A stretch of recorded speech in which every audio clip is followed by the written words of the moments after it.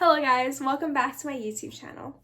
So today is May 22nd and that marks only 4 days away from the end of the school year, which is also my third year at Taft. And as per tradition, we would be doing an end of school year reflection. So this is 3 things I learned as a third year at boarding school. Okay, so without further ado, let's get started. So my first point would be to have a support network. I think this year, because junior year comes with a lot of challenges, a lot of rough patches, generally for everybody, there were times when I had too much on my plate and it got a little overwhelming, and I realized the importance of a support network. And when I say support network, I mean multiple people, like really multiple people, like at least 5 people you would be able to reach out to when you need their help, because you need that many people for them to have your back, because everybody has a lot of stuff on their plates. And if you only rely on 1 or 2 people, sometimes they would be busy and you would be without like support. And we don't want that to happen. So always have at least 5 people you can reach out to. And these people could be teachers, could be classmates, could be friends, anybody you feel free to talk about like deep stuff with, or like even just for them to have your back when you need it. For instance, I got close with quite a few people this year, and it is only with them that I would have survived junior year, honestly. There were so many times when I had too much stuff on my plate and I really needed support, and they were really there. They brought me care packages, they brought me medicine when I needed it. They also came to my room when they knew that I was going through a tough patch, just to make sure I was okay. And I know that these people are hard to find. These people are hard to find because for my first and second year at Taft, I wasn't able to find these people yet, and it takes time. But just know that you will find these people, and I'm testimony that you will find these people, and you just have to trust. But another thing you have to do is, which brings me on to my second point, is to open up. So I think for the past 2 years, I was a pretty closed off person. I guess it was also because it was the end of the pandemic, so I was a rather like introverted girl who would like kind of just run out of the classroom right when the bell rings, go back to my room, do my own stuff, and there was a lot less socializing.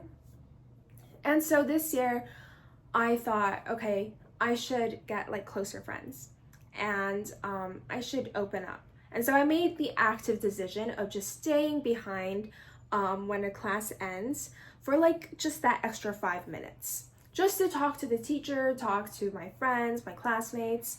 And let me tell you something, those 5 minutes every single day, it really adds up.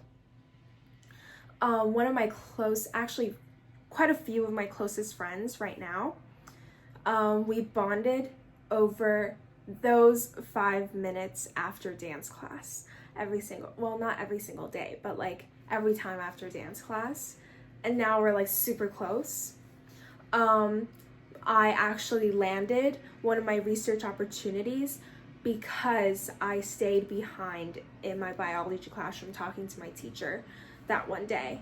And you gotta open up. You gotta talk to people. You gotta put yourself out there in order for other people to get in contact with you, to like kind of want to talk to you, want to befriend you. So you really have to put yourself out there. And I am so grateful that I made the active decision of reaching out to other people, of talking to other people, of just opening up in general. And so my third point is a little different from my first 2 points. It's to accept what you can't change and use it as a lesson for what you can change. So I think throughout everybody's lives, everybody would have to go through a lot of rejections, a lot of what could have been, what would have been. And I think at the start of the school year, I spent a lot of time just thinking back to what I could have done differently in order to get a different, more fruitful result. And most of the time, these things were stuff I cannot change anymore. But I would still think back to what I could have done differently in order to get another result. But the result wouldn't be different because I was already past the point where I could change something.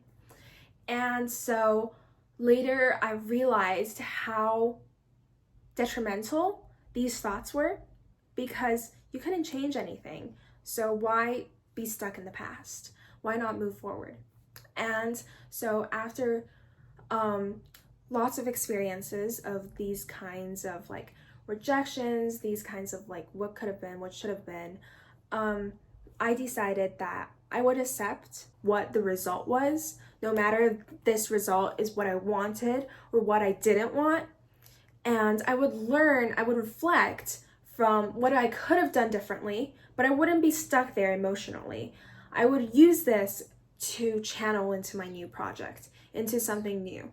Use it as a lesson for the future, because the future is what you can change. The past, you can't change anymore. So you should just accept it. So that is what I told myself. And I think it really worked. Well, at least for now, I'm surviving junior year, so that's gonna mean something, right?